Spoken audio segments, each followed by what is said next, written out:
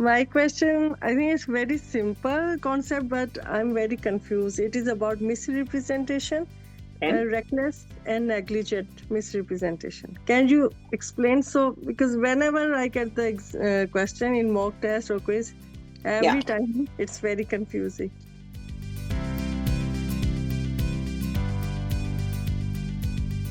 so the difference is, in one case, a person checked the information, right? So for example, let's say it's a mortgage associate. So they checked the lending rates 2 days ago, right?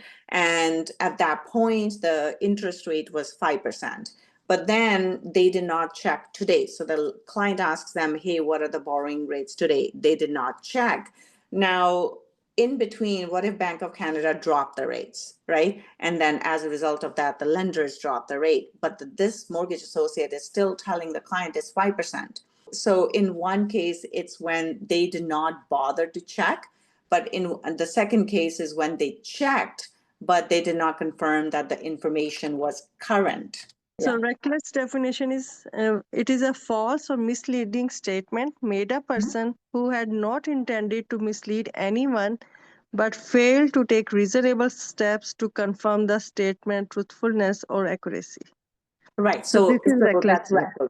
Yeah. So reckless is basically the person did not bother to check, right? So they thought they knew and they're going based on that. They did not confirm. So here's another example. So let's say you're a real estate professional and you have a client who is looking to buy a property that can be subdivided, right? So they see a lot that's large enough and they think, okay, well, the client asks, hey, can you subdivide this property? And they say yes, right? Assuming that it can be subdivided because other properties could be subdivided, right? But here's the thing, they should have checked, right? They should have checked with the city, or they could have looked at the RPR to see, is there anything that would prevent, like they could have looked at the title. So any of those things would have given them more details about the property. So that's called due diligence. So we, as whether you're a mortgage associate or a real estate associate, we need to do due diligence before we give an answer to the public member, public, consumer, client, whatever,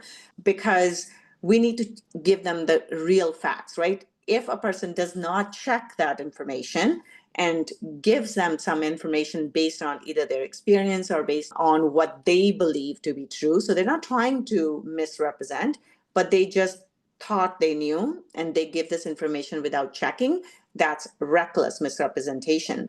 Negligence is where the person may have checked previously, but they did not confirm this information and they end up giving the false information. So the one that we looked at before, where the person 2 days ago checked the interest rates, but then maybe they dropped yesterday and today they did not check. So in that case, that would be negligence, where they thought that it was correct, right?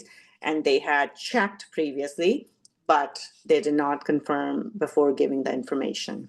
So it's a slight difference, very, very slight difference. So reckless is when they don't bother checking. Negligence is when they had checked previously. So let's say, for example, there's green space behind the house, right? There's nothing built, or there can be open park space or something, just open space, right? And then the client wants to buy a property. They ask the real estate agent, is anything being built there? Maybe the agent had checked a month ago and there was nothing being built there. There was no building permit issued. So they say, no, nothing's being built there. But then as soon as the buyer buys the house, construction starts behind the house, right? Now, in this case, had the real estate agent bothered to check, maybe the building permit got issued 10 days ago, right? So it's not that they were trying to lie to the person. It's just that they didn't check. They had checked previously and there was no building permit issued, but they did not check now before giving the information. So that would be negligent misrepresentation. So one, you don't check. The other one, the person had checked, but it was maybe outdated information. So they should have confirmed before giving it to the client. Thank you so much. Now it's clear. Thank you. Perfect.